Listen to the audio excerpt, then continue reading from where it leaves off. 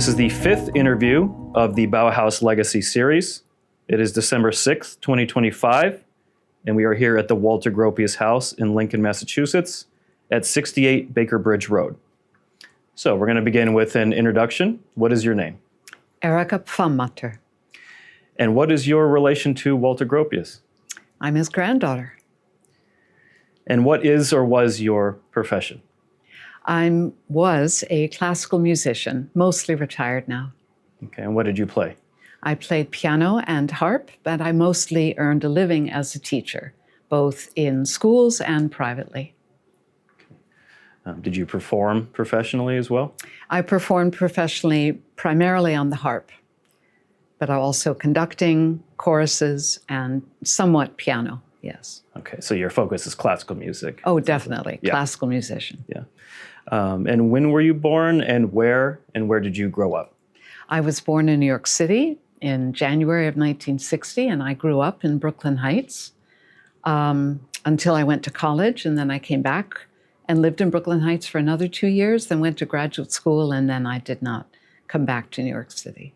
Okay, and where did you study? I studied at Vassar College for my undergraduate and the University of Washington in Seattle for my graduate degree. Okay, did you study music there? Oh, yes, yeah. And for both degrees? My undergraduate degree is in music, and my graduate degree is in choral conducting. Okay, when you say music, performance or theory? Or? Choral conducting is considered performance. Performance. Yeah. Mm-hmm. And it sounds like you've lived in at least a few places over the years. What different areas have you lived in, and where do you live currently? I grew up in New York State. I lived in Washington obviously, while I was attending graduate school. Then I lived in Pennsylvania. Then I lived in Michigan. And then I moved to Massachusetts, where I currently live out on Cape Cod. When did you move to Massachusetts? Moved to Massachusetts in 2006 and moved to Waltham, not very far at all from my grandparents' house, which was a great pleasure. I got to see it often. And do you have any children? I do. I have 2 grown sons. Okay.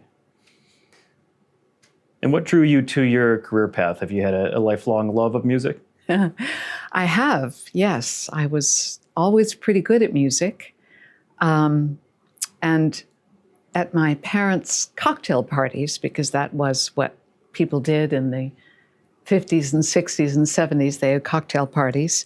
And I was pressed into service along with my sister to pass trays of things. And everybody, every male that I can even think of that was associated with my parents and grandparents was, of course, an architect. And there's a lovely trite old phrase about architecture that it's frozen music. And every once in a while at these cocktail parties, somebody would look down at me and take notice of me and say, "Oh, Erika, and what are you doing, dear?" And I would say, "I'm in melted architecture." And nobody would ever laugh, ever. But no, music was my thing from an early age. Age 8, I begged for a piano. And I finally got a beat-up player piano with its viscera eviscerated, all of its player parts removed. And I loved that thing. And that's where I started taking lessons at age 8 and never looked back. Although I did go to Vassar as an English major, but immediately switched to music. So it's a pretty straight line. You mentioned your parents. Could you talk a bit about them? What were their names? Where were they from? My mother was Walter Gropius's, originally his niece, through his second wife, Isa, and then eventually his adopted daughter. Her name throughout her life was Ati, but her birth name was Beate, which in English we would normally translate as Beatrice. The root it's a Latin word that means blessed. Her birth mother, who was Isa's younger sister, named her Beate because she felt very lucky to have her. But as a young child, she couldn't pronounce her own name, Beate, in German, Beate, Ati. And so she ended up nicknaming herself Ati. And my father's name was Charles. And it's Charles Forberg? Charles Forberg, yeah. Correct. Of Swedish extraction. His father was from Sweden. How old was your mother when she was adopted by the Gropius family? She had just turned 10. Okay. And do you know if she was close to them when she was younger as well? Were they close family members? They were relatively close, yes. They saw each other quite frequently.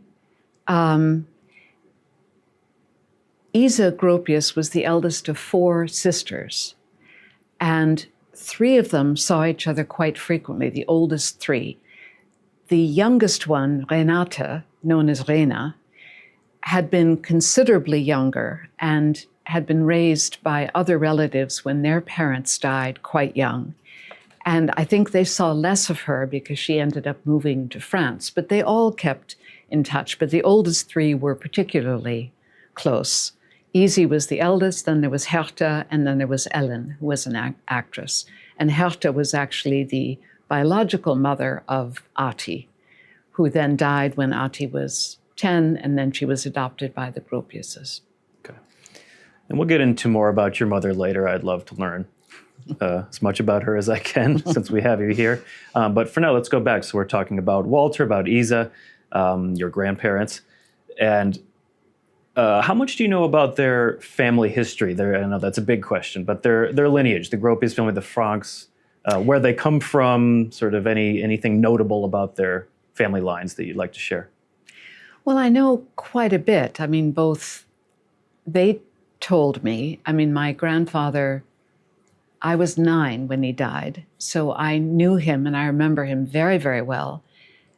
I was 23 when my grandmother died, so I knew her better, of course, and had more opportunity to talk to her and hear her stories.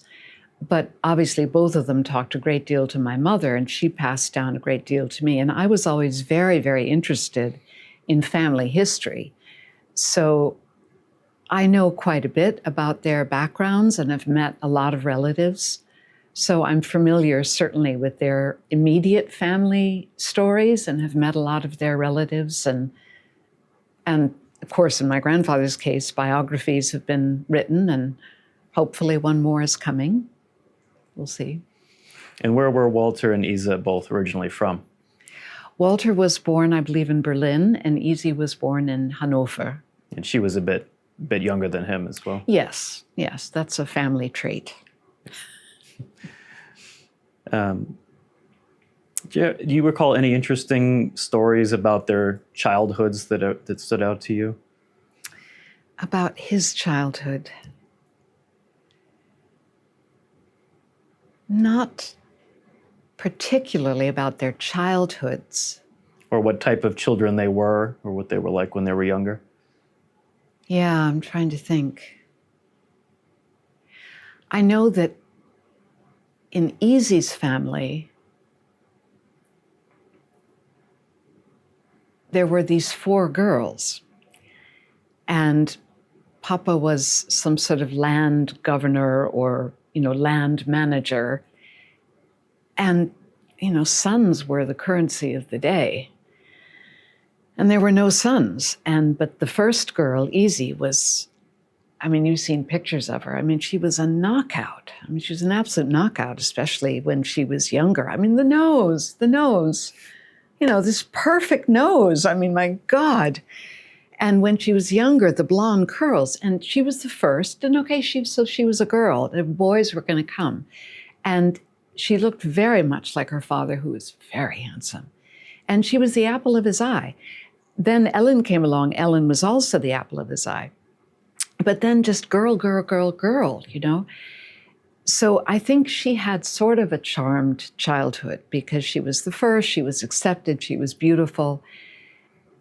It's not really a childhood story, but I think she had a pretty easy time of it. I think the second daughter, not so much. And I think Isi was outgoing and confident and, had an easier road of it than some of the other ones did. My grandfather, you have a question later on about what I would ask him. I would say, where did you come from? Where did you come from with your amazing soul and your amazing character? Because his description of his own father is not particularly flattering, but he was very close to his mother, and I think that his mother was quite remarkable. And he was very close to his sister and loved his younger brother very, very much, who died quite young, as you know.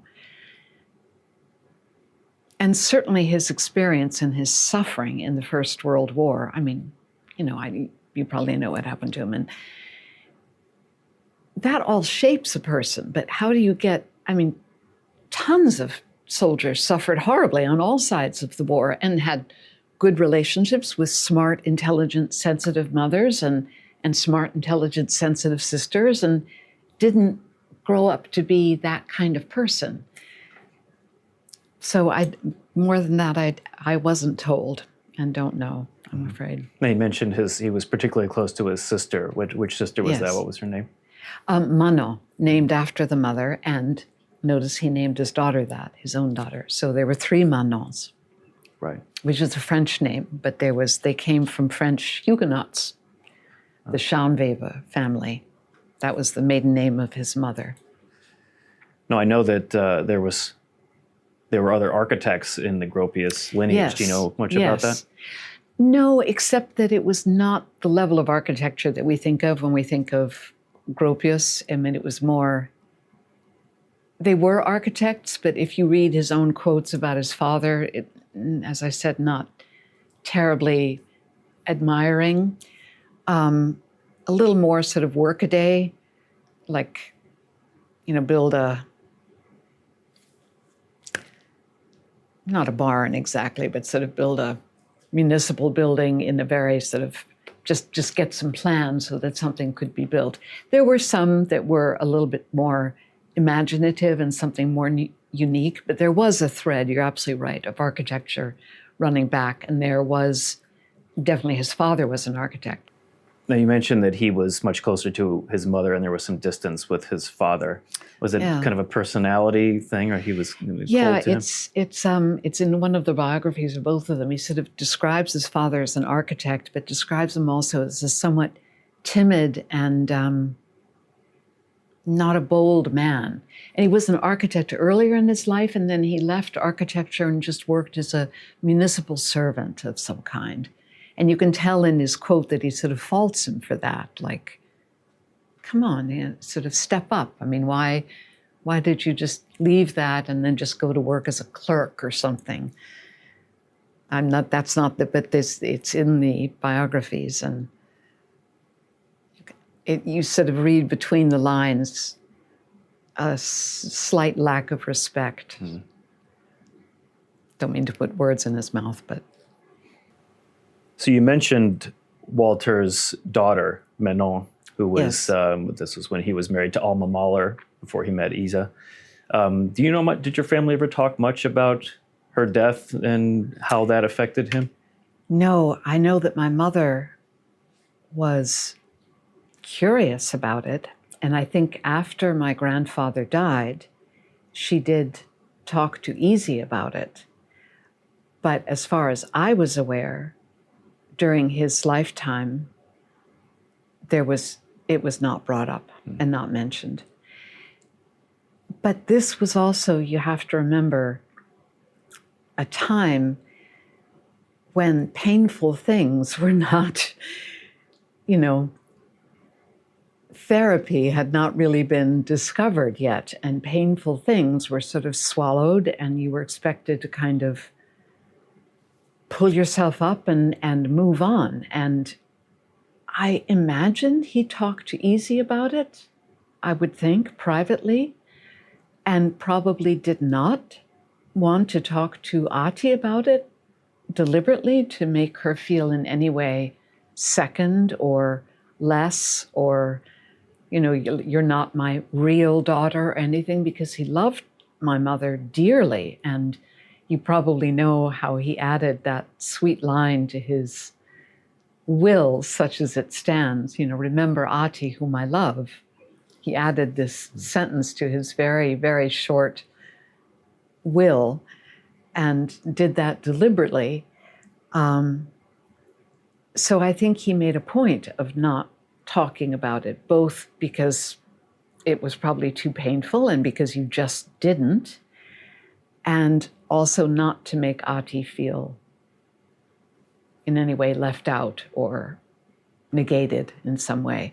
But I do think that Ati talked to Easy about it because she told me a good bit about Manon and how painful it was for Vala, for my grandfather, that Alma just would not, I mean, all of this is public knowledge, has been written about a great deal, was so jealous and so protective of Manon, the daughter, and, wouldn't let, would cancel visit after visit and, just throw obstacle after obstacle up in the way to prevent Walter from getting to see his daughter, and really just tragic. And then when Manon was actually dying, stalled until the last possible minute to let him know so that, he couldn't get there in time to see her before she died. And just,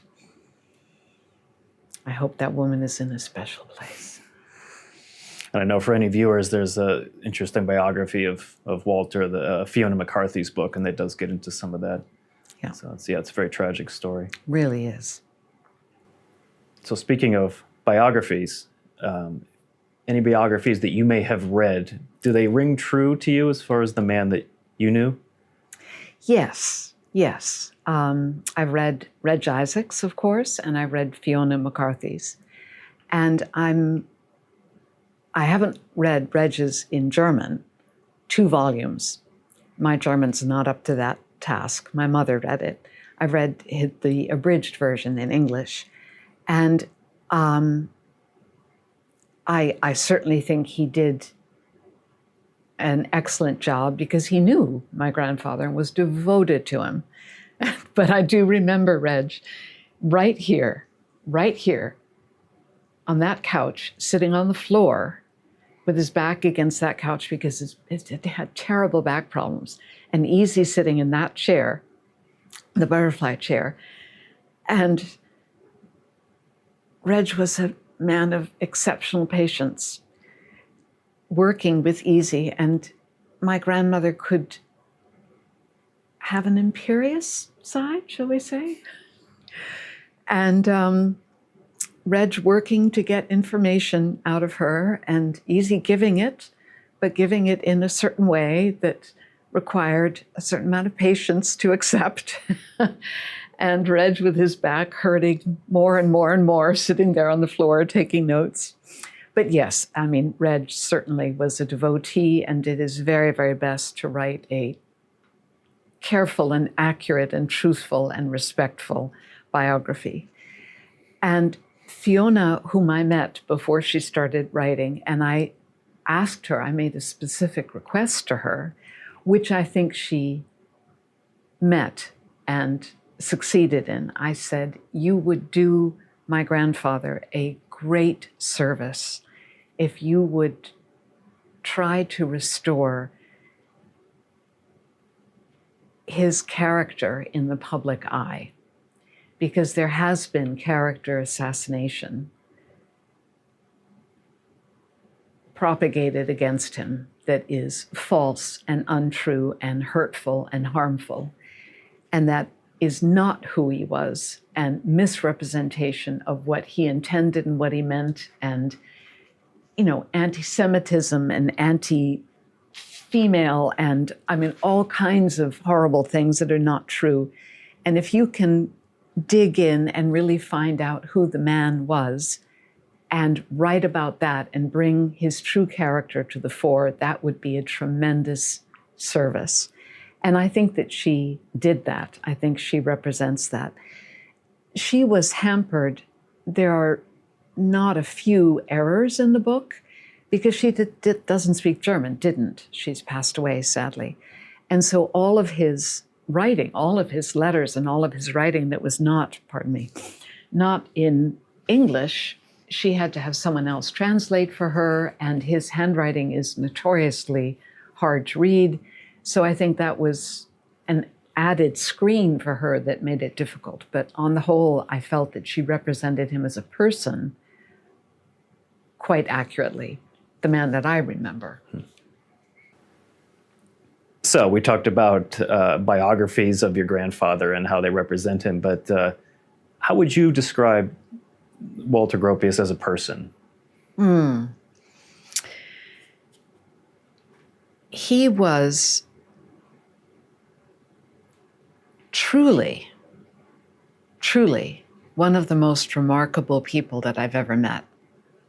And I say that absolutely not because he was my grandfather, but he was so interested in everybody and everything, and continued to be so into old age.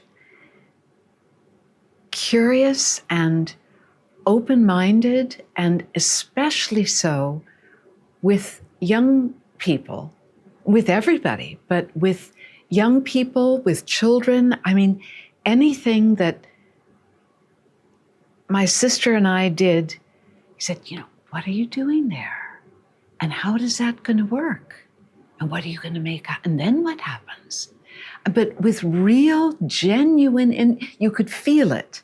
It wasn't just patronizing, oh, that's cute, that's it. Whereas, to all her credit, and she had amazing talents and skills, my grandmother had absolutely no interest in what we were doing whatsoever as children. And that was just not where her interest lay. And, I've seen other grandparents, be adoring with what that's so cute, but he was truly interested in what we were thinking, how we got there. And one of the neighbors, Mark Allen, who's roughly my age and we're still in touch, he tells a story about when he first met my grandfather. He had a little radio-controlled car and he was out on the road. They had just, I think the Allens had just moved in recently or something. And my grandfather was, taking a walk out on the road, and he said, now what is that? And how does that work? And this whole long conversation, and there was nothing about him that was the star-architect, this, right? Just always curious about what other people were thinking, what was on their mind, what was going on. I remember dinner parties, and he wouldn't say a word. The entire dinner party would go on, and only if someone really sought him out and said, well, Walter, what do you think about this? And then he might say one or two things. Well, I thought it was interesting. I thought it was, but usually people liking to talk about themselves, someone would jump in and he was never, ever, ever about him. He was modest about himself. He was self-effacing. Yes, he could put on a public persona that sometimes came across as, he learned how to do an interview, he learned how to be serious and whatever, but the personal man at home had a lovely, gentle, wry sense of humor, was extremely kind, was extremely gentle, charming, and so open to the world and so appreciative of everything, endlessly optimistic. When you think of how age 51, well, first, he goes to the war, spends 2 days nearly dying, stuck in rubble, right? And recovers from that, comes back, starts this school, all of that, then loses all of that, age 51, marriage, but daughter dies, age 51, goes to England, tries to get that going, that doesn't work, it comes to him, over and over and over again, love affairs, marriages, children, jobs, all of that, and again, and again, and again, and again, he picks up and redoes it.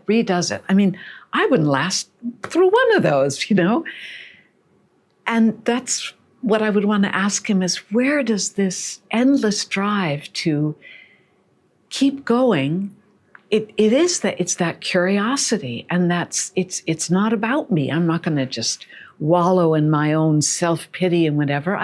Because it's not about him. It's about the world, and it's about helping others. It's about finding out what others are doing. And anyway, I'm babbling, but I really, really just think he was a remarkable and beautiful human being. I mean, this is a fraught word, but noble. I mean, people hurt him, people betrayed him. They betrayed him personally, they betrayed him professionally, they betrayed him financially, and he never retaliated. You know, he always took the high road. And he was able to tolerate conflict in a way that I've never met. I mean, don't all of us run from conflict? Well, like, I'm conflict avoidant. We have a word for it now, you know? And he was the one at the Bauhaus. I mean, he held it together for 9 years because he could do that, you know? And he saw it as a good thing. He understood that healthy conflict produces creativity and imagination and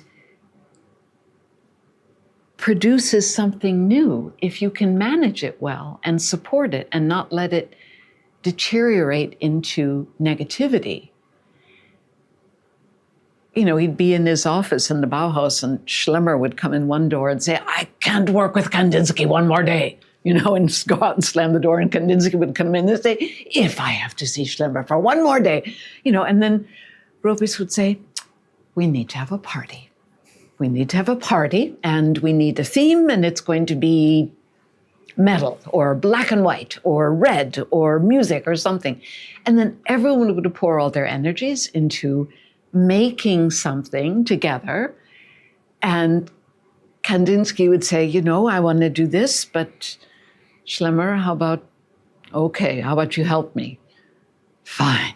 You know, and lo and behold, it all comes together. And yeah, I've babbled enough, but I just felt that he was truly a remarkable human being, quite aside from his incredible gifts as an architect, as a teacher, as a coalescer of people and ideas, as a collaborator.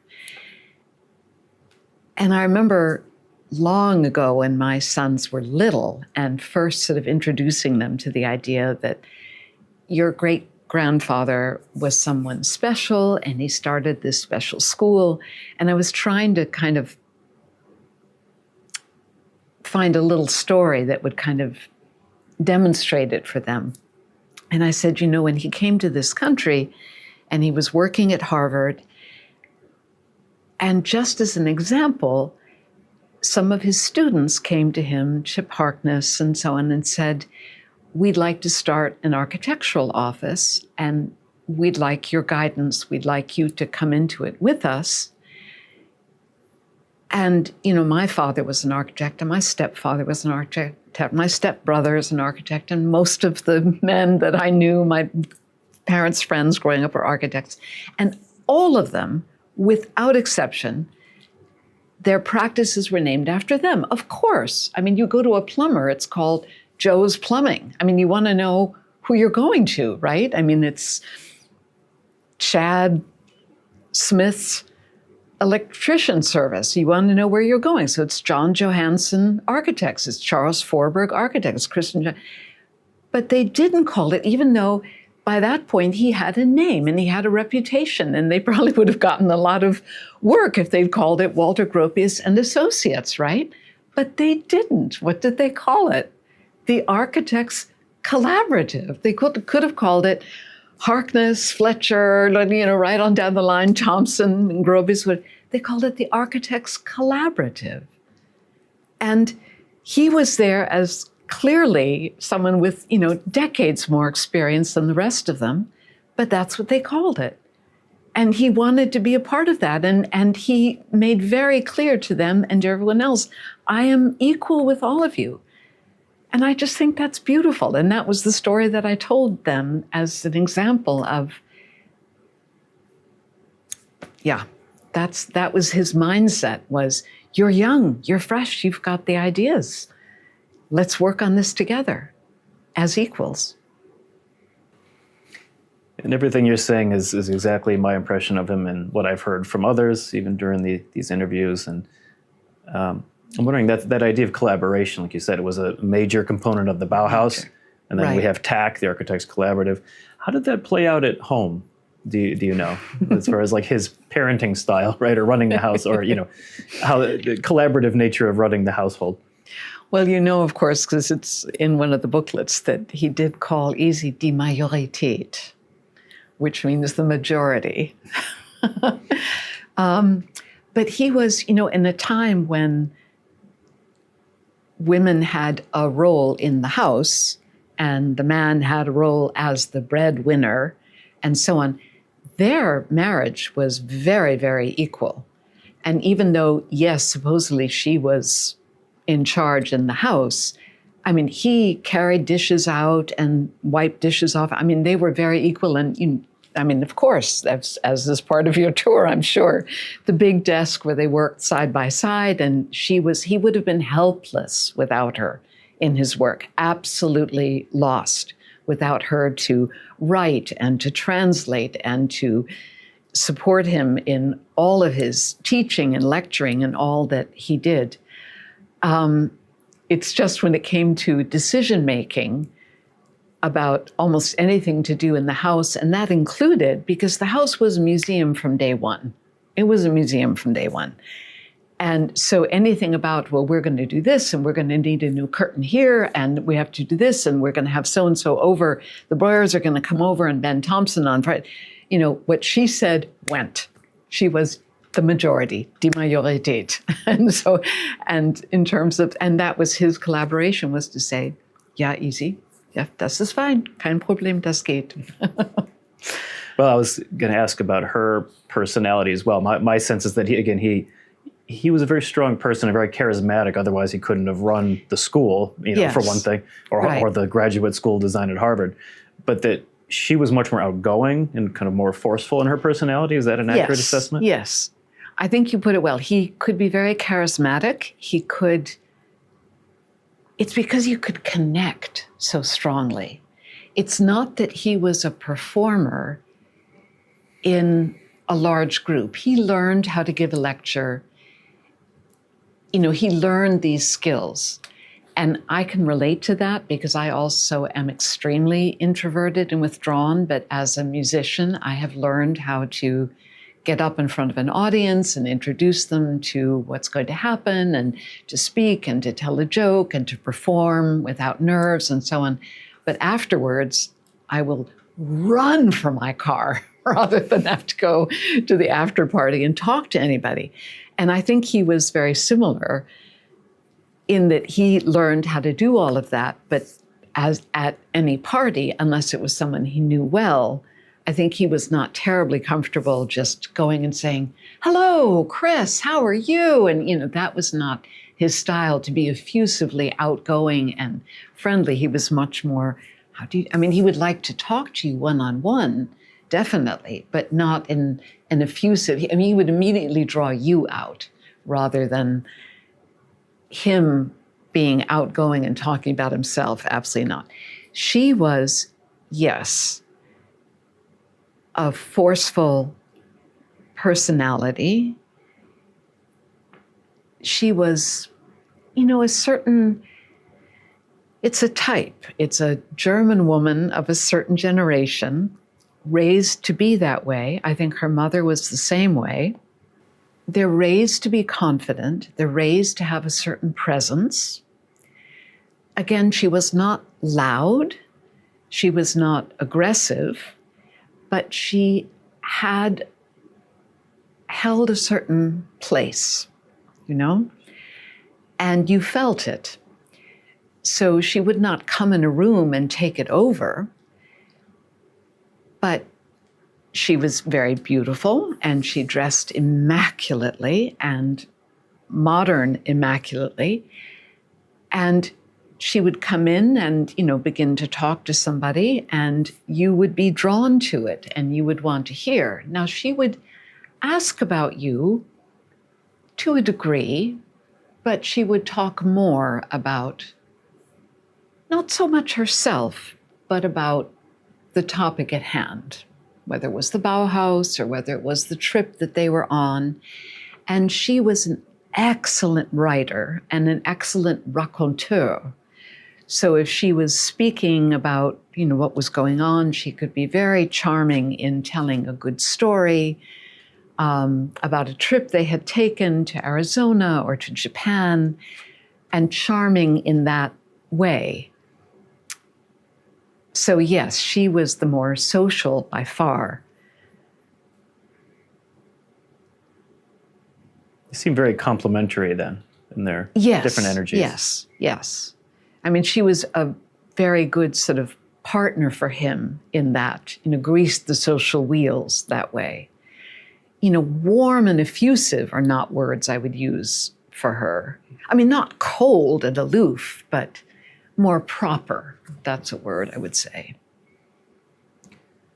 And it seems like there was a lot of mutual respect, both in the sense of he recognized her contributions to his work, tremendously. but she also respected his legacy so much, and she's the reason that this house is a museum, right? Exactly. No, I mean, they loved each other dearly. Absolutely. Do you recall when you were a child and you saw them together, were they affectionate with each other, or was that kind of that generation and they were more reserved with each other? Generation, but I mean, it's, as my mother's written a lot about it, I mean, he was that kind of, he fell in love with her at first sight, which I personally have got a problem with that with men. But anyway, but he did. And once gone, he was gone. That was it till the end of his life. That was it. And he adored her completely and utterly and without change or compromise from that moment until he died. And she loved him as well, dearly. And in his little tiny will, he said, easy, you who I have loved the most or something, to you I leave my, do with the physical things what you will, and my spiritual legacy I leave to you to put in order. She took that to heart. She really felt, this I must do. And she spent the remaining, he died in 69, she died in 83, so 14 years. She spent those 14 years working her tail off to do exactly that, including then leaving this house to historic New England, which my mother and I, as is well known, thought was absurd when we first heard it. We just laughed. We thought, not that we wanted it. It's not like you're taking away our inheritance. We just thought it was laughably self-aggrandizing. We did not understand what she did, how important it was as a tool for education about the modern movement. We didn't understand that from 1939 on, or 1938, people have been coming here and ringing the doorbell every single day saying, can we look around? And then all the visitors coming who knew about it already, coming and saying, we've called ahead, we've got to see it, or the other visitors were coming to stay for a week or a month or 4 years or whatever it was. She knew that, and she knew it had to keep going. And we just thought, that's ridiculous. This is your house. Who wants to see your house? How self-important are you? And this is what we thought initially. And for many, many years on her birthday after she died, my mother and I would raise a glass of champagne and say the words every woman loves to hear, especially my grandmother, you were right. Do you recall when you had that change of heart about it, or that your mom did? Well, very shortly afterwards, after what was Spinnea, which became Historic New England, when they got it sort of cleaned up and people started to come. And we thought it was just going to be an absolute disaster, and that it was just going to sit here and nobody was going to come and it was going to fall into disrepair. And Peter Gittleman, our dear friend, said, they're flocking in, and it's second behind Louisa May Alcott's house, and now it's first. And we were like, seriously? He said, yes. And then we were like, you were right. So We did, and that's when my mother began to come here and invest herself in it and say, well, okay, if it's going to be something, what are you doing? And then she started to go around and really pay attention and try to help and make a difference and make some suggestions about what should be changed and repaired and improved. My impression is that Historic New England has been very diligent about maintaining the way Very that much it's set up here with the decorations, and which is Right. almost all original, right? Right, To be right. interpreted the correct way. Do you feel, is your memory of it that it feels, Yes, it looks and feels the way it yes. did when you were a child? Yes, very much so. And I think they picked, like it is set at about 1966, which is Yep. very much my time. I mean, I was born in 60, he died in 69, so it looks very much the way I remember it, which is quite lovely. Yeah. Does it feel strange to be in here? Less and less so, but the first 15 or 20 times it was very strange. What does it bring up for Yeah. you just right now looking around the room? Does it? Well, they're all right here. I mean, it's filled with loving ghosts. I mean, I can see them all. I mean, I see her right there and right here. I see him.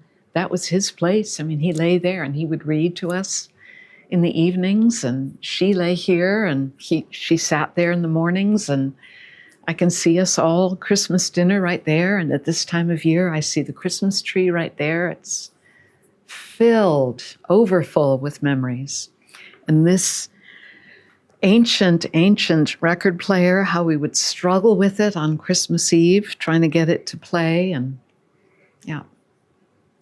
It sounds like it brings us a sense of warmth and comfort to A be lot here. of warmth, and sorrow because I miss them so much.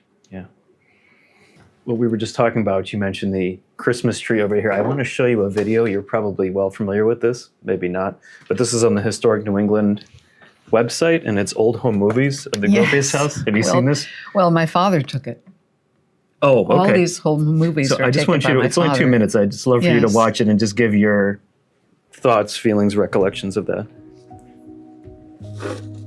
All these home movies were taken by my father, Okay. and we gave them to Historic New England. And this is 1963, I believe. Yeah. Every year we celebrated beautiful, beautiful Christmases here.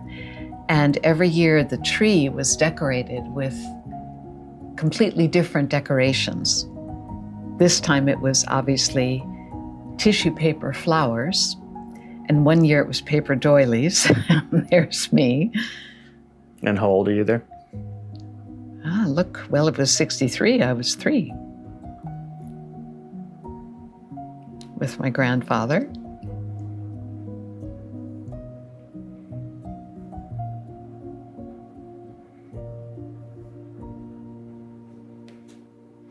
See, he was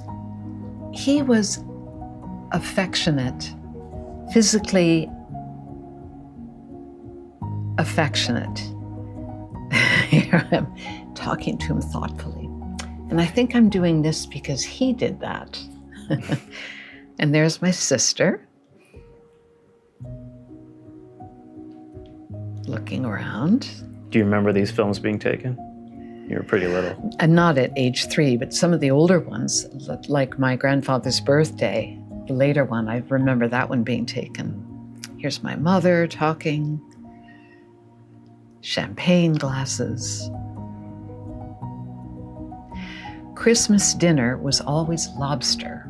I remember one of your questions was about what foods and drink they like. Champagne was a favorite, and Christmas dinner was lobster, which as a young child I found tedious.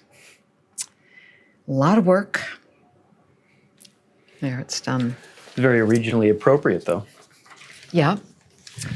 And the Christmas procedure. So, I'm sorry, can I run off on a toot about Please. Christmas? Yeah. So you also asked, may I refer to your questions? Yeah. You asked if they were religious. Neither of them were religious at all. In fact, I think they were probably more than agnostic and bordered on atheist, but we did celebrate beautiful, beautiful Christmases here in German style, Christmas Eve in the evening, and with a big tree right here in front of the fireplace. Very formal. Everybody got dressed up. We little children in velvet dresses with white tights. And the process was we all went out for a walk. Well, this curtain was drawn, and there was a time when it didn't go all the way across. So a big sheet was hung there, and this door was closed. And the parents and the adults spent the entire day decorating the tree, but we children were not allowed to see that. And then in the late afternoon, so that you would have to come back in the dark, you went for a walk in the cold. You had to earn Christmas. And then you came back and you got changed into your finery. And at 6 o'clock, a little silver bell was rung. And the tree has real candles on it, a tradition which my parents continued after my grandparents died, and which I continue. Real candles on it, red candles. And then all the lights are turned out and the tree is lit, which is so beautiful. You can't imagine. And I'll just say for the record that a nice, young, fresh tree is very unlikely to catch fire. Just say it for the record. We never had a problem. Have never had a problem ever. 65 years of real candles on trees, never had a problem. And then we would come in and open this door, and then you see it. And what's playing on the recalcitrant, difficult, moody record player? But the Messiah. Handel's Messiah. And then you stand there and you watch it in awe for a few minutes, listening to the Messiah.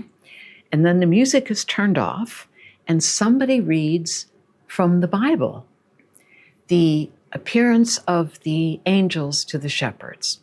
This was what was picked. And I believe when I was young that it was read in German, from the German Bible. But as I got older, I think it was also read in English, because eventually I was the one who read it.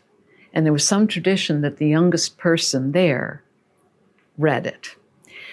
And then there was the singing of the German Christmas carols in German, Stille Nacht and O du Fröhliche, and Es ist ein Rosensprungen, und ihr Kindelein kommet. And I learned all these German Christmas carols, and we sang them all. And meanwhile, around the tree, there are vast piles of presents, waiting. And then we talk about the meaning of the light and the darkness and the turning of the year. And maybe somebody reads some poetry, and the presents are sitting there, waiting.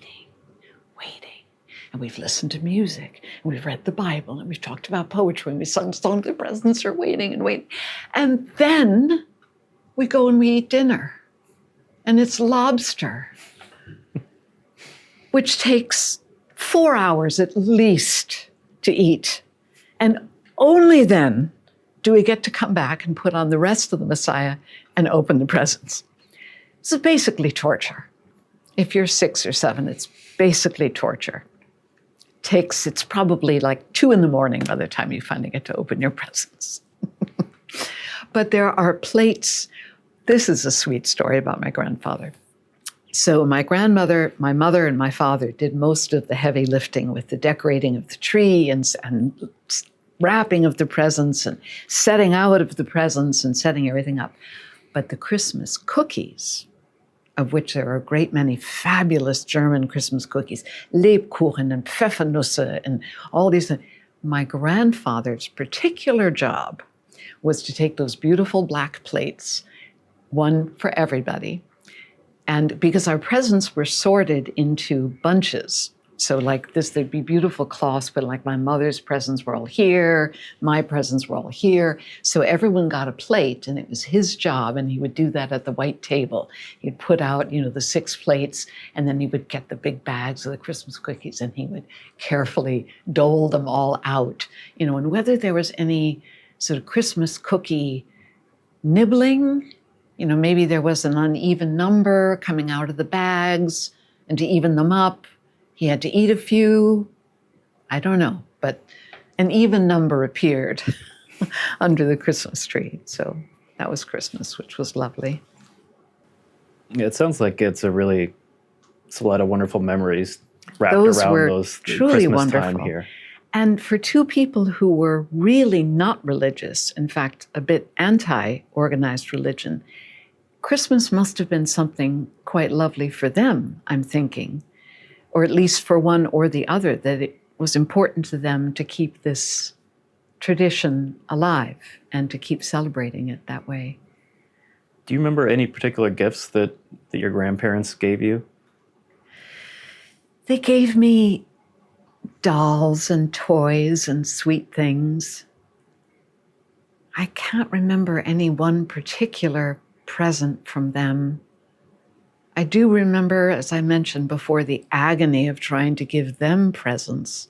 Not that they weren't anything but delighted, particularly my grandfather, delighted and appreciative of anything that we gave them. But I remember feeling already quite young the pressure of what do you bring into this house, that we could possibly contribute. So, well, you beat me to it. That was my next question. What does one give Walter Gropius for Christmas? Exactly. Well, I think, it was mostly school art projects and horrible little misshapen ashtrays and things from out of clay and the usual nonsense. But well, I was going to say you probably would appreciate some homemade gifts and artwork and things like that. Right. I mean, it was, that was a given. Nothing was bought. Nothing was bought. I mean, that was understood. Well, first, I mean, my sister and I had no money. I mean, we were children. But even from my mother and my father, they would make little movies. My mother would make beautiful, beautiful books with drawings and so on. But it was understood. I mean, they would buy us gifts, dolls or toys or, games or clothes, beautiful scarves, things like that. But no, you didn't approach the manger with some store-bought nonsense. Socks. No, right? I think maybe my parents may have bought like a sock or a scarf, but no, if you came to the Bauhaus, you came with something you made. And especially that my parents were themselves artists. I mean, it would have been embarrassing not to come with something they had made. Yeah. Well, let's talk about that, because I know that your mother, Ati, was a professional artist. In fact, if I'm not mistaken, she illustrated children's books. Is that correct? That was how she made her living, right. She didn't particularly love it. She illustrated 58 books, as well as some covers, out of which there probably were 4 that she really loved and had some fun with. And the rest were just a job, but that's how she made money, such as she made. But what she really loved was teaching. And when she was with my father, she really loved collaborating with him on his work. Before he opened his own architectural office, he worked for a well-known architect, Edward Larrabee Barnes, and did a redesign of the Pan Am interiors and ticket offices, and also my father designed the famous Pan Am logo. And my mother worked a lot with him on graphics and the uniforms and colors and so on and so forth. And they actually collaborated quite a lot, did a number of exhibitions together, sleep, and some graphics about history of writing and history of lettering and stuff. And so I think she really enjoyed a lot of that. They were very good partners together, work-wise, in the years they were together. But after they separated, she mostly focused her work on illustrating and then got into teaching, which she loved and was very good at. And where did she teach? She taught not throughout the year. She would give adult classes in design, in sort of a mini version of the Albers course that she'd had at Black Mountain College. And so she taught 2D design and 3D design and did paper studies. And she taught these at Duchess Community College and here at the De Cordova Museum and in Wellfleet. And she taught for many, many years at the De Cordova and also at Duchess and several other places. She also taught a class once at the Met in New York. And what was her preferred medium for her artwork? Probably she had the most fun with watercolor, which is a demanding medium because it's a slippery little sucker, literally and figuratively. You work fast and it either comes together or it doesn't, or it gets away from you. You have a good moment and then it all runs away. But she did some beautiful stuff. Landscapes was what she loved to do. It's interesting to hear, too, that she continued her grandfather's legacy of teaching, because he was a great teacher. Exactly, yeah. Yeah. And she was, too. She was a gentle and a kind and encouraging teacher.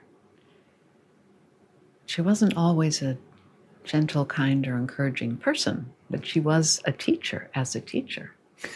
And that's where I was going next, because we're talking about Walter and Isa's personalities being very different and their energy being very different. Did your mom lean towards one side or the other? Or? Well, she was very much her own person, but I'd say she leaned more.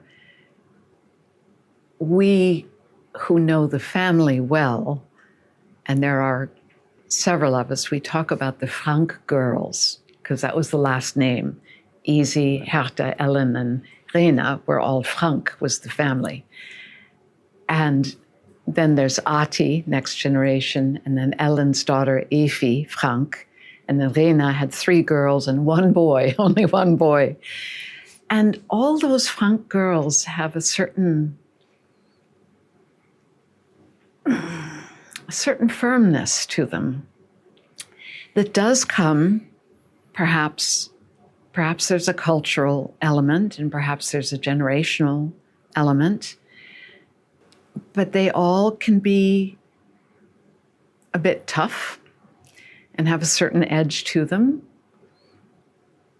Maybe it's genetic, as I said, maybe it's cultural, maybe it's generational, having to do with the world that they grew up in and the time that they grew up in, the era that they grew up in. But my mother was incredibly creative and imaginative and had devoted friends, and she was loyal to a fault. But she could be very controlling and very, very difficult, and simultaneously very insecure and confident and imperious. My dear stepdad, whom I loved very, very much, I was very, very lucky in my life to have 3 parents, said this about her, and he would say it at dinner parties right in front of her. So I feel comfortable sharing that. And when he said it, she would say, "Oh, John," and get up and leave the table and do something in the kitchen. But it's the best description of her. He'd say, "She's very difficult, but she's worth it." And that is my mother in a nutshell. Very difficult, but worth it. I'm thinking about being an adopted child to your grandparents, right? I wonder what she was like as a daughter to them. I mean, it was a tough situation for her, exactly, right? And then she was adopted. She was what, 10 years old when they 10, adopted? yes, it just right. So she was 10. Not far from her teenage years, and exactly. Do you have a sense of kind of how their relationship was as a family? I do, and I think it was hard. I think it was particularly hard for Easy. And of course, I call them by their family nicknames. And these are family terms that I would prefer to have stay in the family. Walter and Isa are how they're known publicly. ISE is pronounced Isa with the schwa vowel in German, Isa. But inside the family, they were called Walla instead of Walter. Walla and Easy, I-S-I, Easy, but those are family terms. Easy wanted very, very much to have a baby. She wanted so much to have a baby with Walter, and it just didn't happen. It just didn't happen. And so I think, and I'm totally guessing, but I think, and then there was her sister who had a baby, unmarried, and then dies, and then she not has to, I mean, volunteers, but adopts what is not a little baby that you can kind of, not mold, but after all, a little baby is cute and you can dress it and sort of raise it your way, but a very fully formed 10-year-old, not really your child, your sister's child, whom you've known her whole life, but, you know, and now is going to come and then first to England, and then boom, boom, boom, well, this isn't working out and we can't get work, and oh, we've been invited by Harvard, and okay, we're moving. And as I understand it, Easy threw herself into being the best provider, mother that she could be. I mean, she gave her lessons in everything, and writing lessons and dance lessons and French lessons, and the best, you know, school that they could find, and clothes if she needed them, and you know, did the best that she could do. But her nature was not, she was not by nature a demonstrative or affectionate person. That's just not the way she was made. And I think that's hard on a 10-year-old who's lost her mother. And also, as we were talking about Gropius himself, not talking about the loss of Manon, I don't think they talked much about the loss of my mother's biological mother. I think it was sort of, don't talk about it and maybe she'll forget about it, which we now know is, that's not how you handle death, you know, especially not for a child. You don't try to erase it.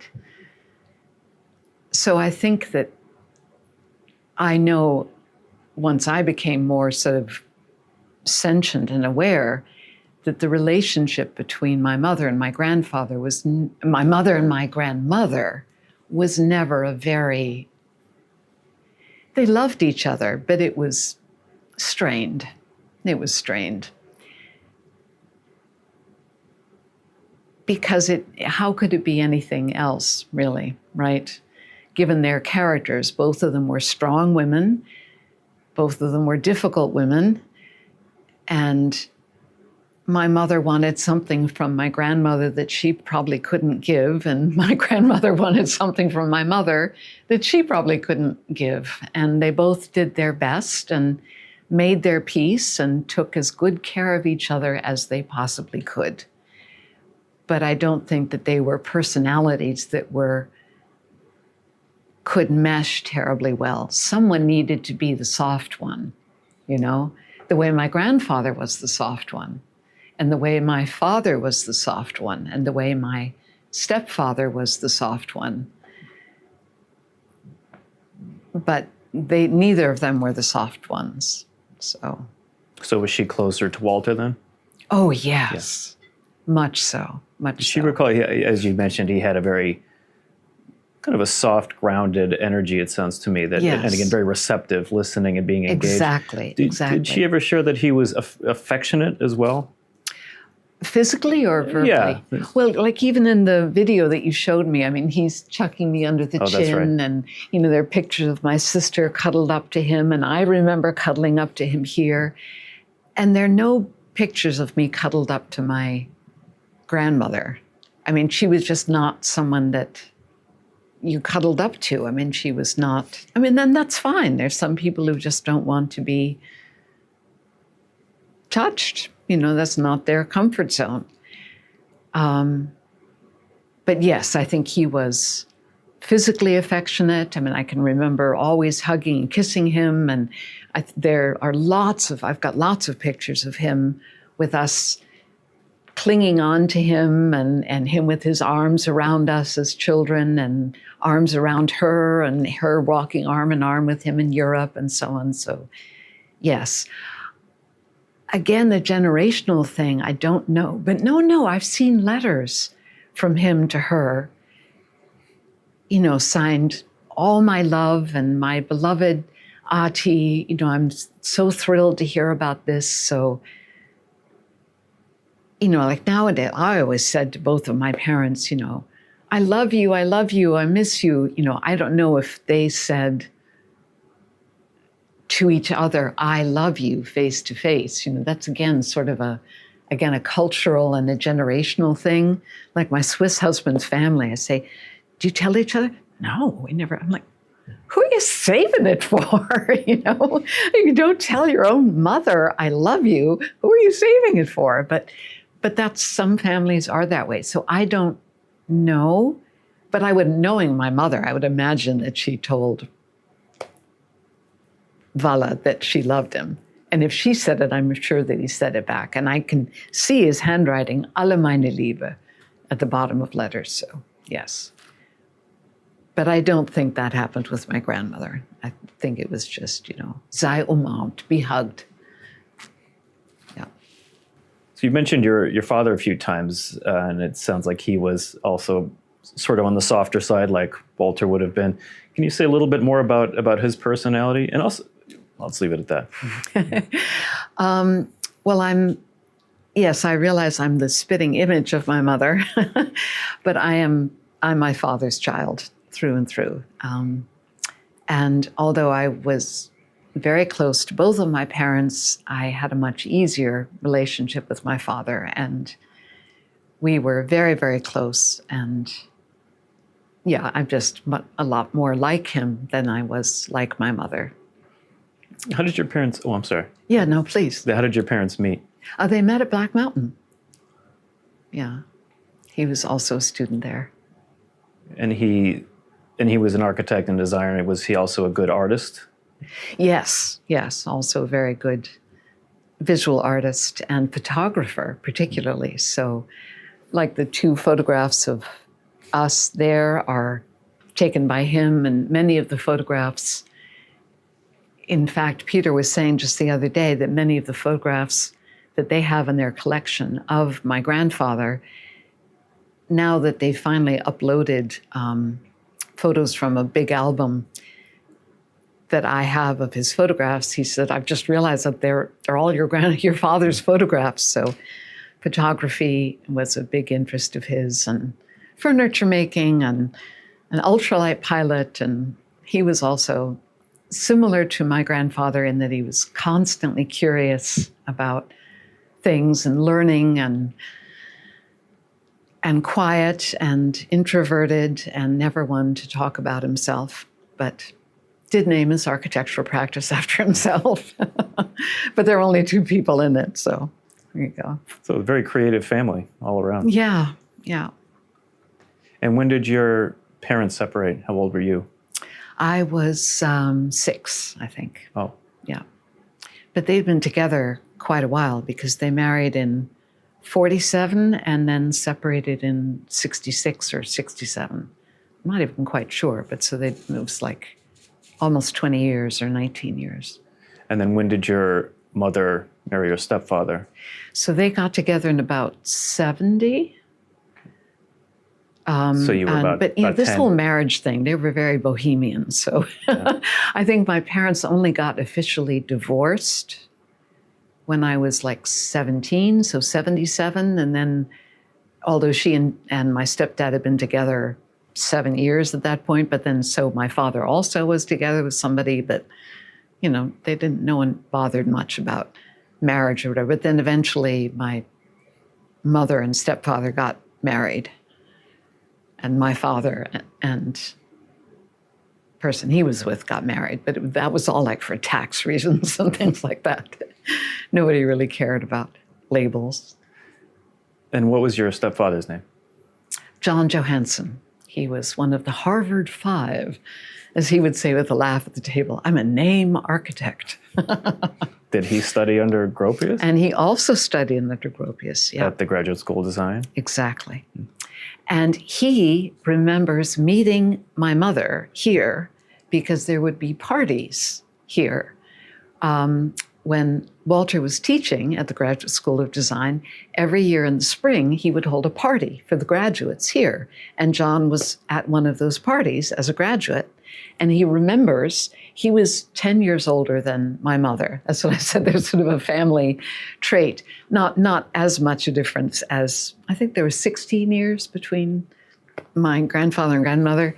And my father was 7 years older than my mother, and John was 10 years older. So I think John was 25 when he came to the party as a graduate, because he says he remembers this very sullen 15-year-old kind of skulking around the corners and sort of being forced to bring out like a tray of, some sort of hors d'oeuvres, slammed it down on some side table and then disappeared. And she doesn't remember him at all. And, it's not like he thought she was attractive or anything, just remembers this. And then decades later, they crossed paths again in New York and became a couple.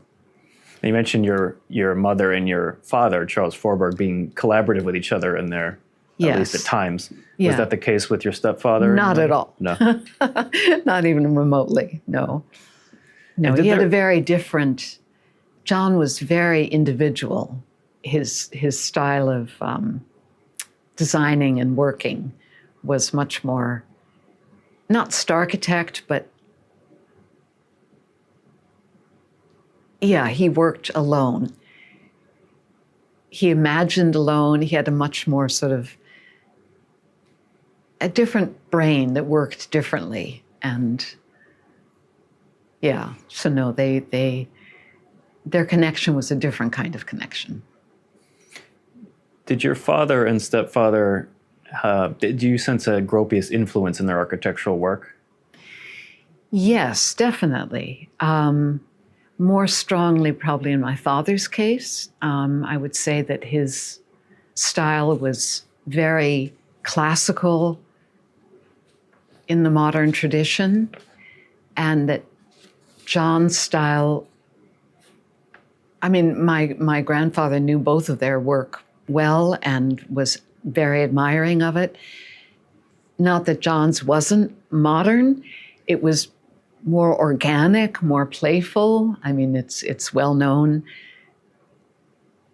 My father's was just very, very classic and very balanced and cool and calm, and John's was, he had bathtubs for 6 people in the living room. You're supposed to, in our house, you're supposed to come over and disrobe and get in the grotto and have a bath before you had dinner and things like that. And bridges, running throughout the house from bedroom to bedroom, open bridges. And so it was a little more, perhaps a little more wildly creative and a little more sort of organic, plant-like. And yeah, just so you can see they were different minds going in different directions, different sensibilities. Going back to your mother and her artistic work, did she have any, and going back to the idea of collaboration as well, what did she contribute to the design of the house? Did she have ideas? Yes, she did. And what's so lovely is that my grandfather asked her. She was 12, or not even 11 or something. It's always hard because her birthday is in December. So she was born in 25, but in December. So you're always off by a year. So it's hard for me to figure out always what age she was. But he asked her what she would like in her bedroom and in the house. And better than that, he listened to her and he made adjustments in the house based on what she said. What she wanted, as she described it to me, she said to him she wanted a floor of sand and an open ceiling with a sky of stars. And he couldn't quite pull that off, But it was very much because of her wishes that he did the upstairs deck so that she could get out and that it was not all covered, all roofed, but open so that she could see the stars. And then when she complained that the sill was too high for the window, he lowered it for her in that room so that she could see out better. And you know, of course, about the outside staircase, that was put in for her so that she would not have to go through the house and see all these adults and deal with all the adult chatter. And boy, did I wish I'd had that a couple of times in our house. But yeah, so that's what she wanted, was a floor of sand and a sky of stars. And it's notable, too, having spent many hours in this house, that the color palettes in her room are different. Did she choose those? I believe so. It's like an orange, brown, yellow. It's more earthy tones. That might have changed since she moved on. I can't vouch for that. Yeah. But certainly Peter some of her might artwork know. is up on the walls there. Yeah. What do you feel when you go into her old room? Not what you would think, because I do believe it changed quite a lot after she left. I used to sleep in her bed, and my memories are of hating those masks up along the wall. They scared the crap out of me as a little girl.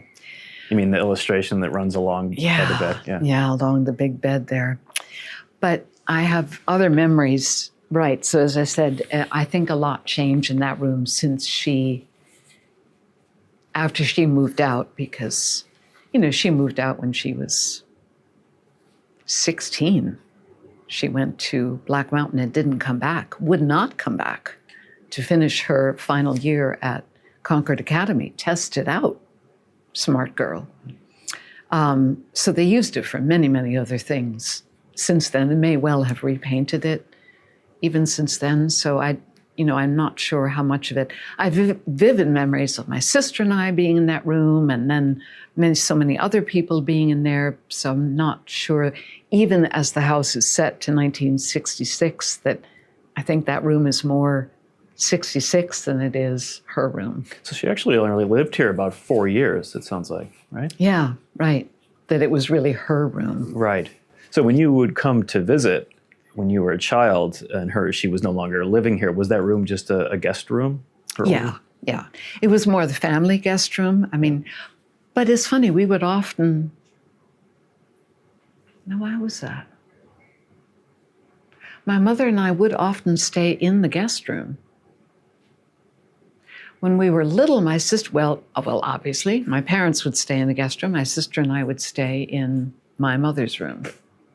And then later, my mother and I would stay in the guest room. I don't know. And it's a really big room. It always strikes me, and it feels to me, maybe you can confirm if this is true, that when Walter designed the house, he really wanted to make her feel at home, knowing that she had been uprooted from Germany to England and then from England to the States and been adopted, that he wanted to give her a lot of space and then again, take her ideas into serious account in designing it. Yeah. No, it is. I mean, it's much larger than the guest room and larger than their bedroom. It's a beautiful room. I mean, light on two sides. And he even, I think at her request, put his old desk in there from the Bauhaus, right? I'm not sure it was at her request. I mean, where else would they have put it, really? Okay. But, So you mentioned Black Mountain College, and she went there when she was 16, is that what you said?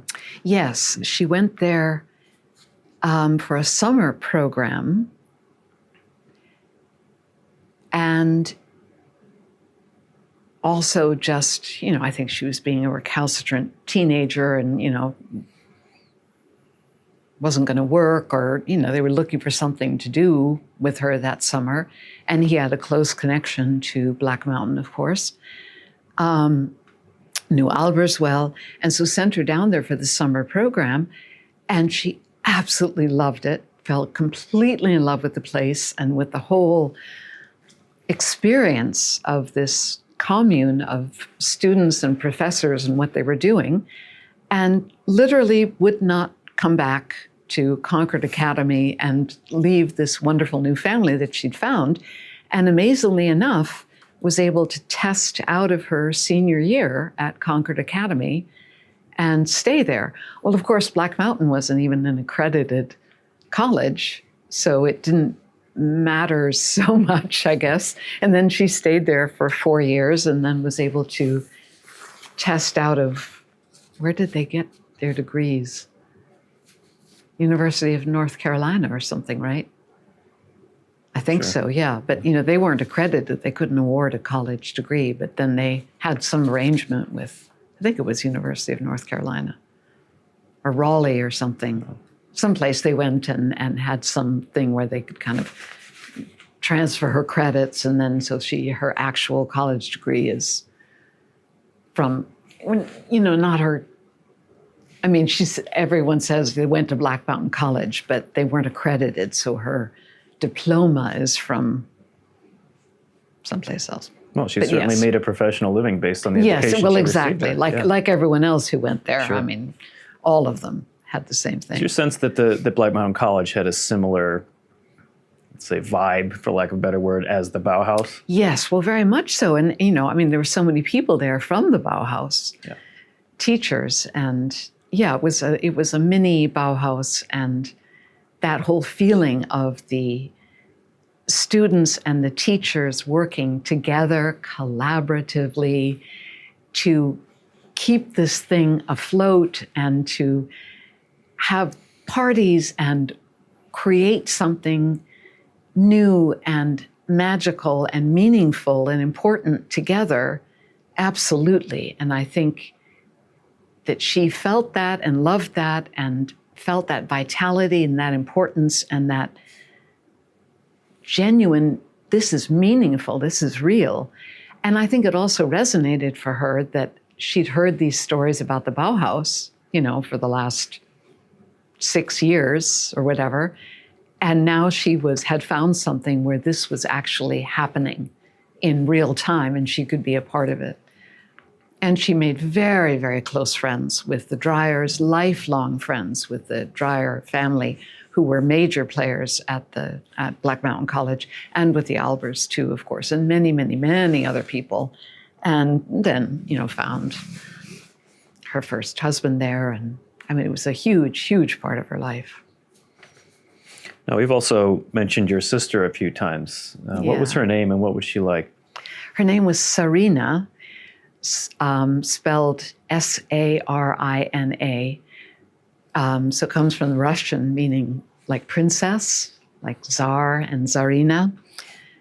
And she was lovely to me, and she was a lovely person, also troubled, but very, very special to me.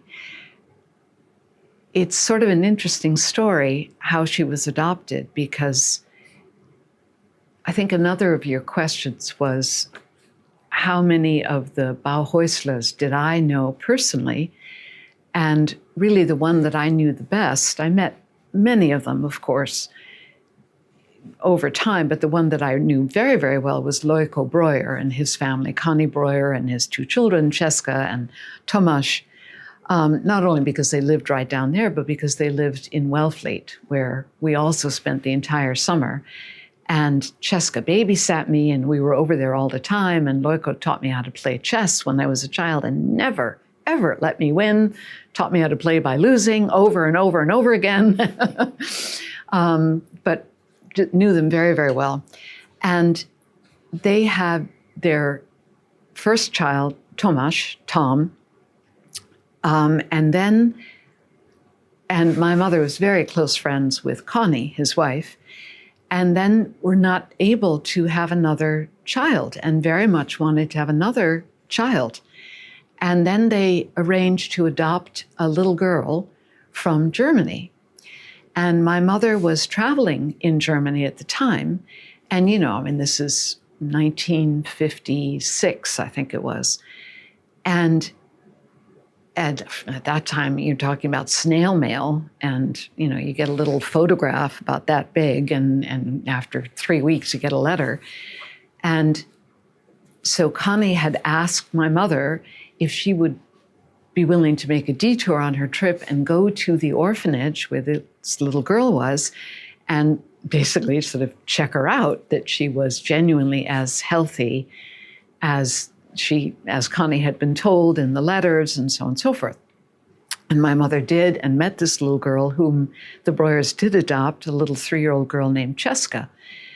And the head of the orphanage, a very nice orphanage run by nuns, and the head of the orphanage, a very nice man, was no fool, of course, and he sees this bilingual but American woman come in, and, you know, these poor orphanages full of these children that desperately needed homes.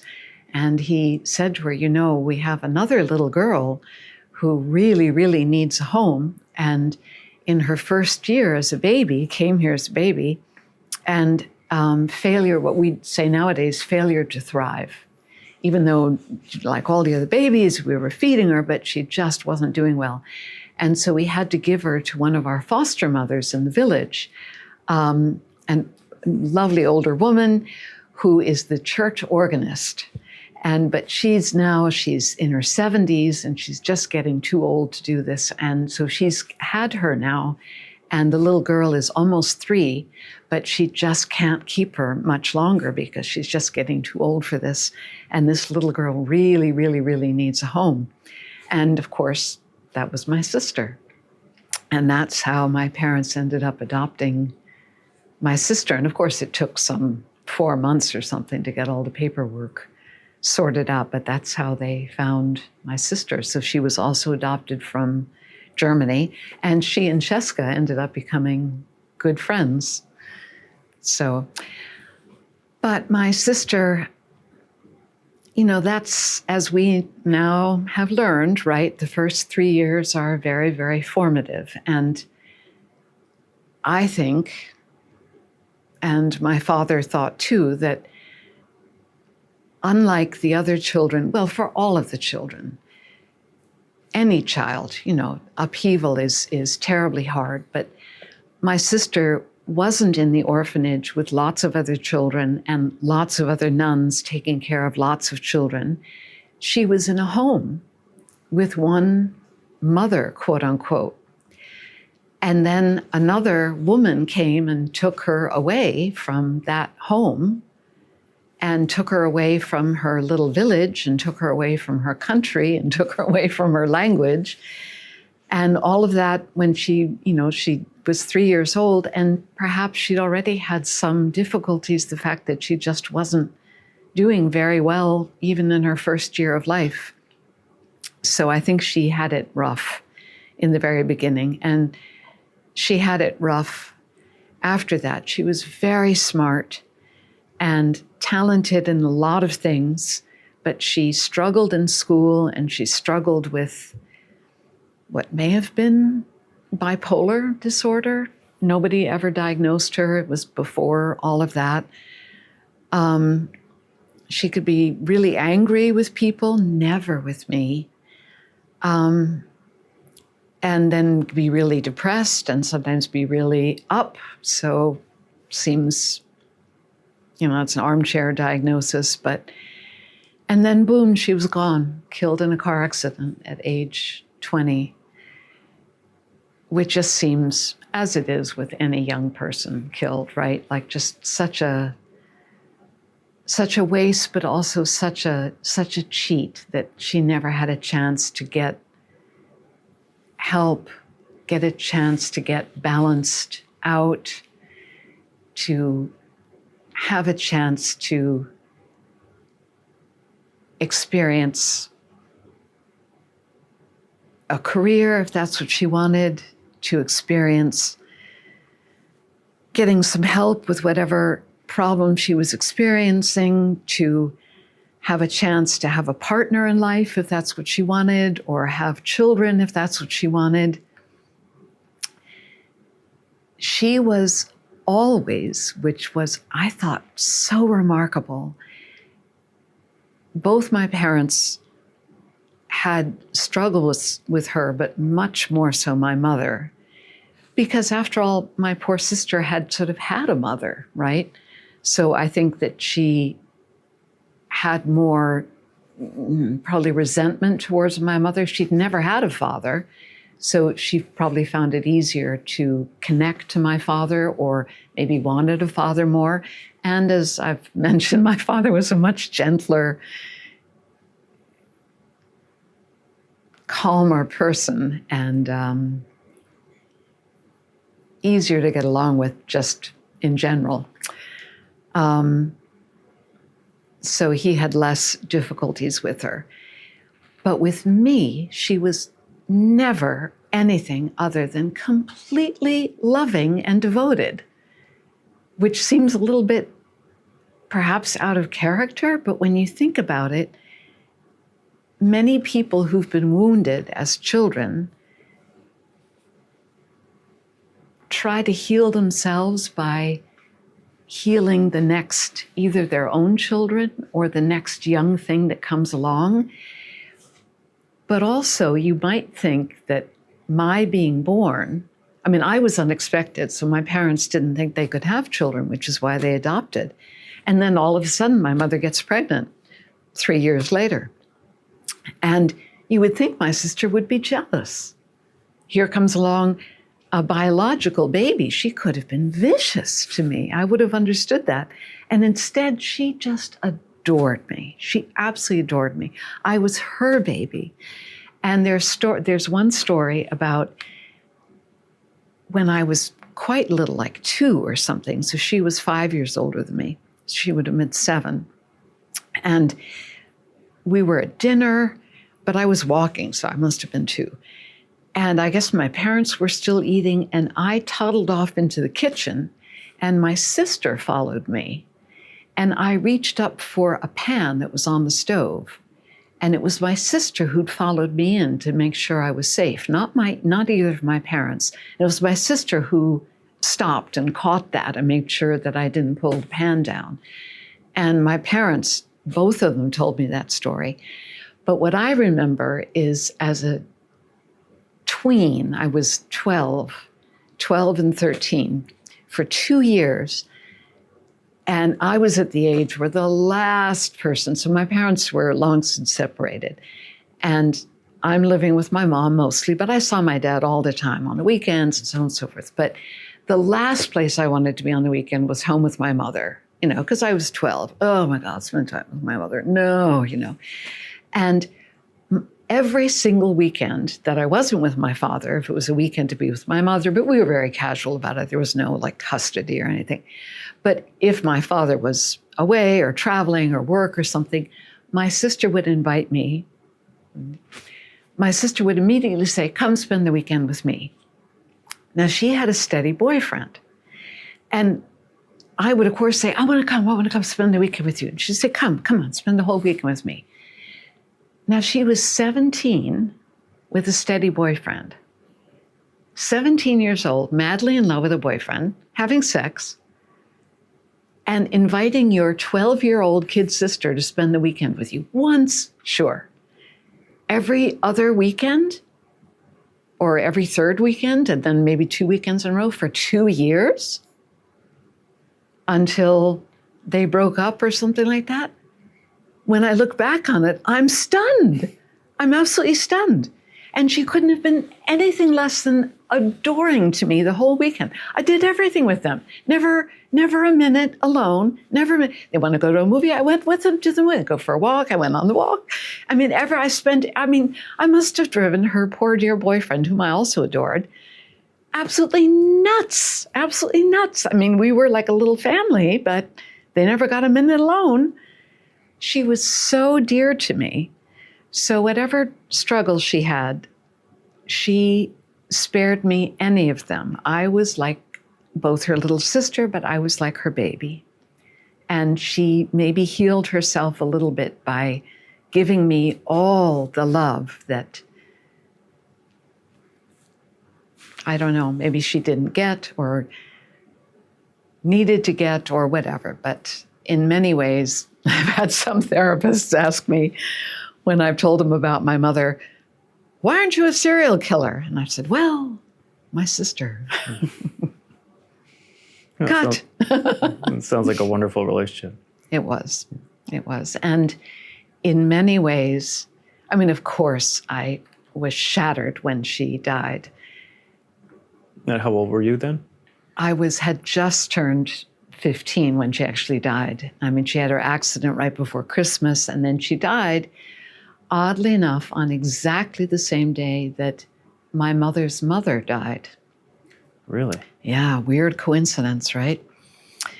January 3rd, and shortly after I turned 15. So I was 14, almost 15. I'm sorry, so she died the same day that Isa died? Not Isa. Or her Hefta, birth mother? Her birth Okay. mother, yeah.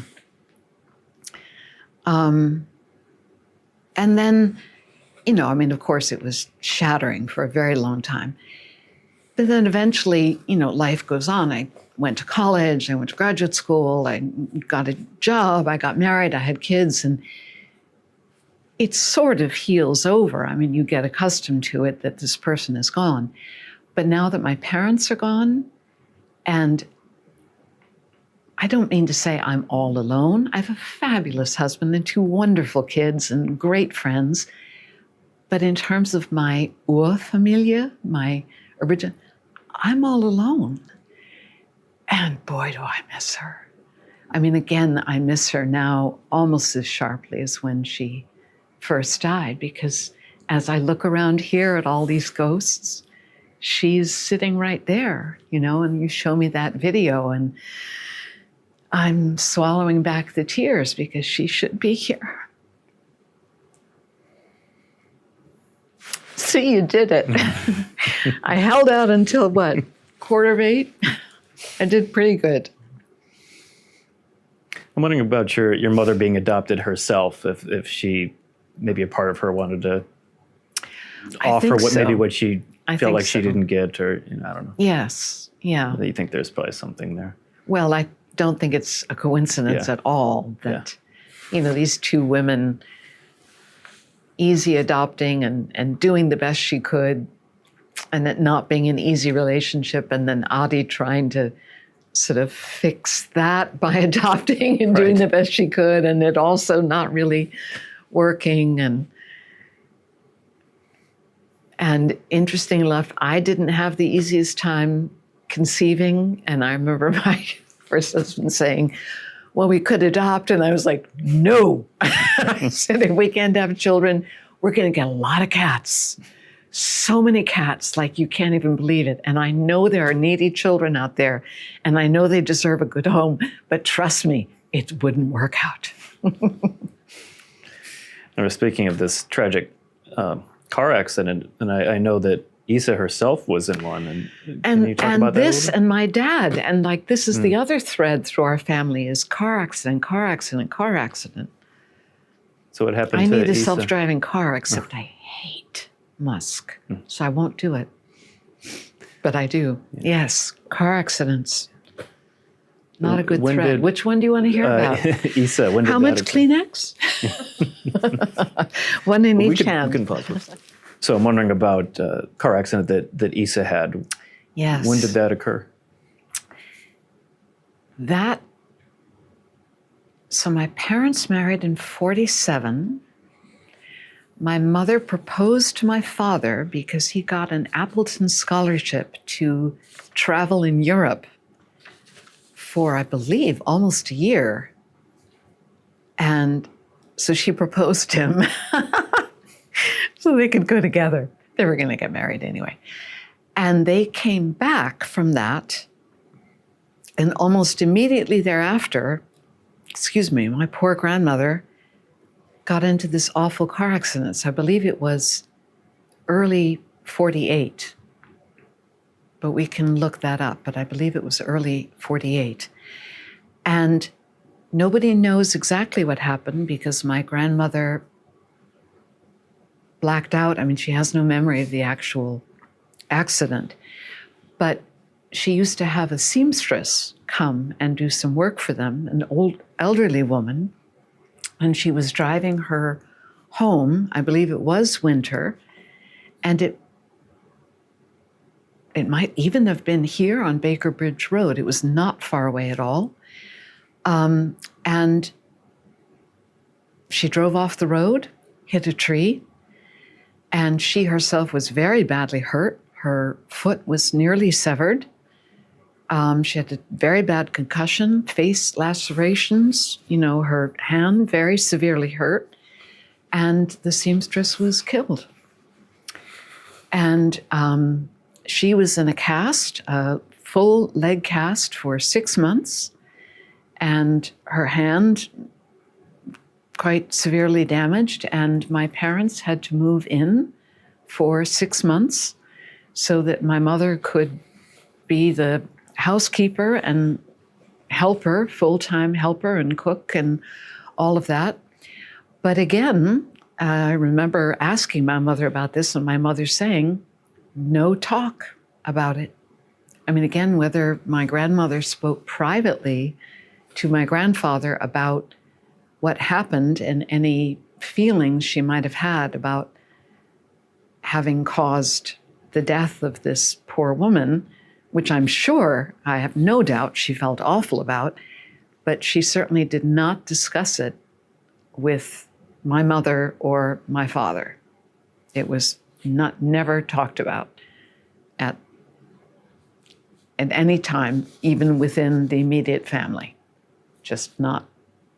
That was the approach, was don't mention it.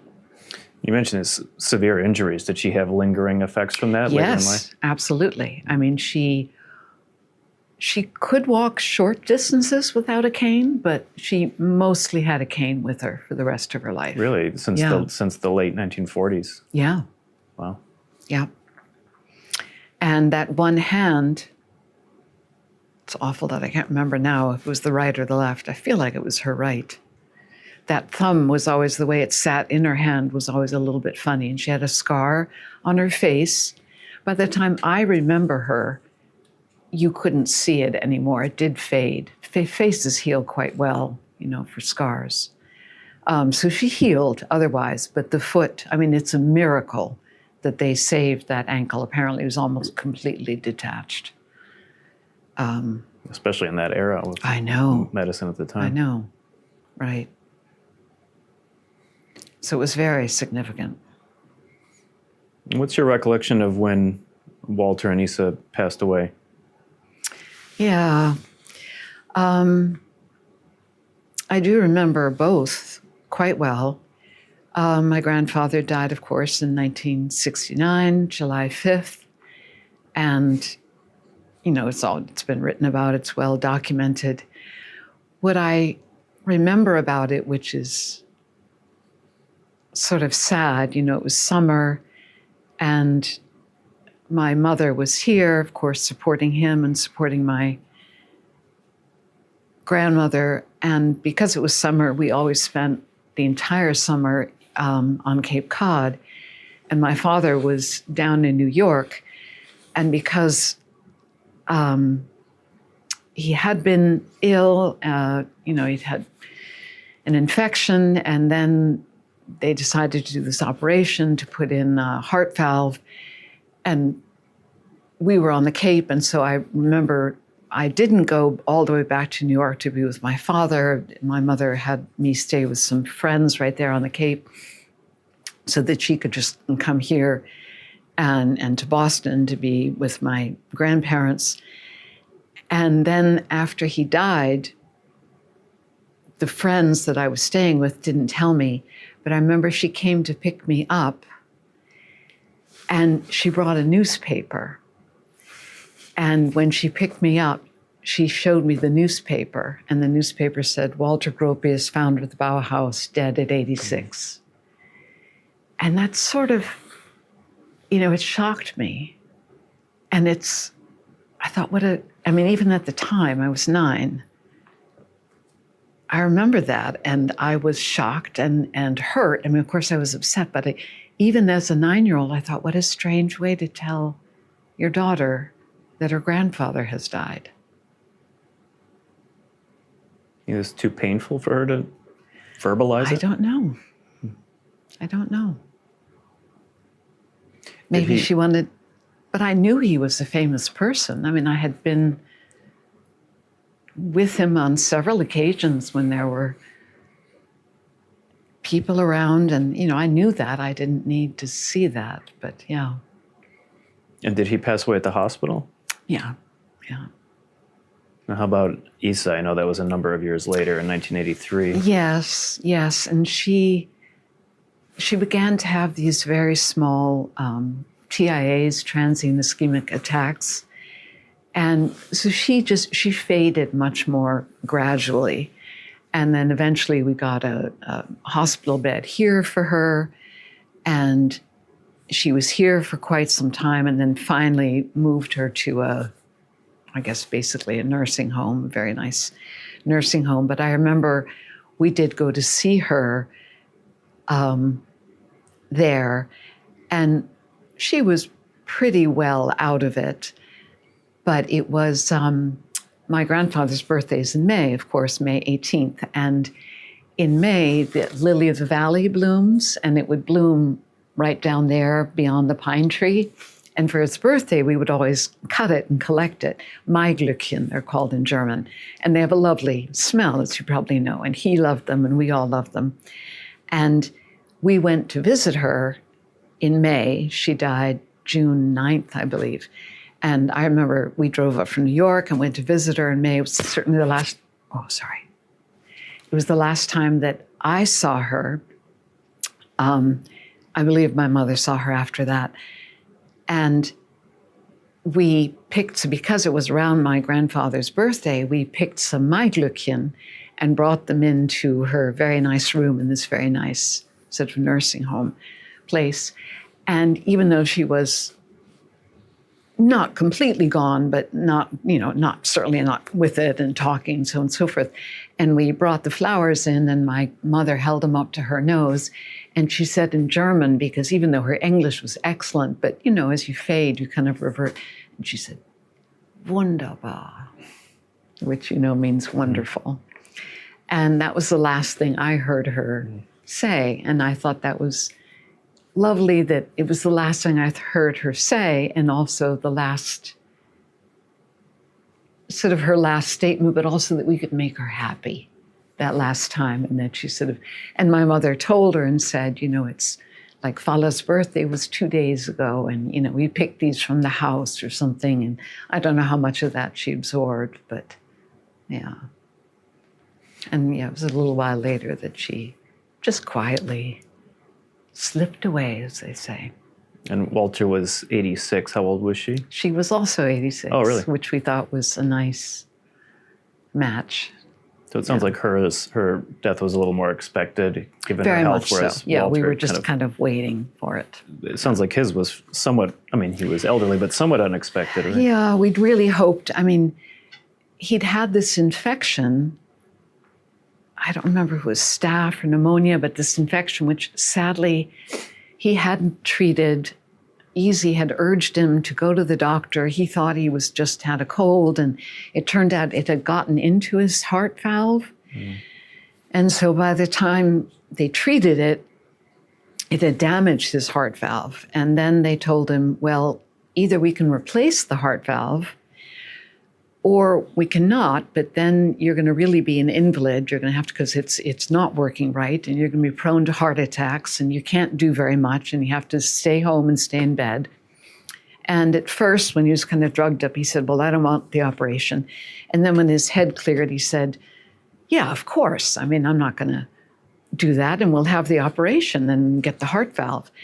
And they did the operation, and the operation initially was a success, but then for some reason it just didn't take, and it didn't work right. And then his lungs filled up with water, and about a week later, he just died. How old was your mother when she passed away? 88. Okay, and that was in 2014, if I'm not mistaken. Mm-hmm. And what were the circumstances there? She got just the death she wanted. She had a brain tumor, but it left her clear as a bell right to the end. It did not rob her of her brain in any way, And it gave her very little pain up until the very end, at which point she did get morphine in the last week. And even up until the day before her death, she was still clear and could speak to me on the phone. And she got to organize, and she was extremely organized. And as I've said, rather controlling and liked to have control over every aspect of her life. And so she got to go through all of her papers and all of her things and put everything in order just like she liked. And she knew the end was coming, and she knew when it was going to come. And I'll never forget going and visiting her once, and she was going through her address book and making calls, and she always would clear her throat before she ends. Hello, Julia? Yes, hello, dear. Yes, it's Ati. Yes, dear. Yes, well, I'm calling to let you know that I'm dying. No joke. She'd call up old friends and, Carol, dear, how are you? It's Ati. Yes, I'm calling from the Cape. Yes, well, I'm calling to let you know. Can you hear me? I'm calling to let you know I have a brain tumor. I'm dying. Verbatim. And she loved it. She called everyone up, told them. And so she said, and I said, what are you doing? And she said, well, I'm letting you know if they want to come and visit me, which many of them did. Came and made their farewell visits. And so she had exactly the death she wanted. And then I asked her, are you sad? Are you worried? Are you scared? And about a month before she died, she said, no, not at all. I'm ready for the next adventure. I'm ready to go, and it's all good. And that was a great relief to me to hear. I can imagine. So, yeah. Sounds like a very strong lady. Oh, she was. She was that. So, as we wind down here, I'm curious what it's like to be related to such a globally renowned figure. I mean, to you, he's just, your grandfather? Does it seem surreal to have that level of fame attached to him? It does. And, I've had 65 years to get used to it, but it is still surreal. And recently, just about, a month ago, a little more than a month ago, I went to Berlin for a pre-opening of the new Bauhaus building, where, quite to my astonishment, yet again, I was treated like a princess for no good reason, but just because I am die Enkelin, the granddaughter. And again, I did nothing but get born. But sadly, as more and more people die and fewer people are left who can say that they knew him as an individual and as a person, I guess I have that tiny piece to offer. And I guess that tiny piece becomes more and more important. As I was saying, I'm the last little ant at the end of the row, and so unimportant, but I guess that little piece becomes of some small value. But yes, it is very surreal. And when people say, I mean, I'm so used to in this country that so few people know the Bauhaus nowadays or know it, that, once in a while someone says, oh, I studied architecture or something, and I usually say nothing, but if someone says, oh, I'm just fascinated by Walter Gropius, then I sort of feel compelled. I'll usually say, really, are you studying? And then I'll say, well, I know a little bit about Walter Gropius, and then finally funny. And then usually they're like, oh my God.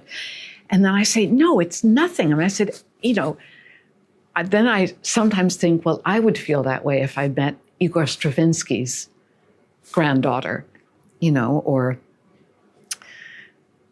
something similar, but then I have to remember not everybody, but people have progeny, and the progeny are, Ben Franklin has progeny. I mean, Thomas Jefferson has progeny, and they're just people, and I'm just one of a million. I'm just a person. There's absolutely nothing special about me at all. So to answer your question, yes, it's surreal. Part of me is kind of used to it. Part of me, not at all. Like when I went to Berlin and I'm walking with my friend Anna Marie, who's the director of the Bauhaus, and I hear people say, die Enkelin kommt. Oh.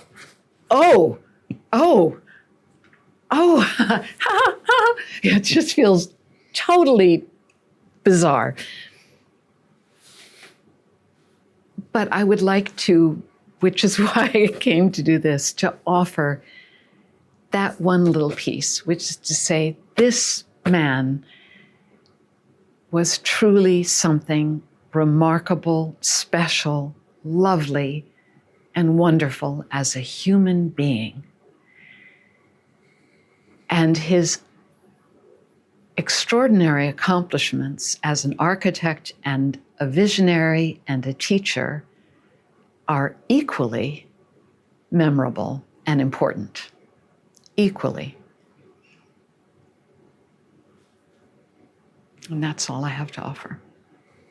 Well, I think that's, unless you have anything else to say, I think it's a perfect place to end it. Good. Excellent.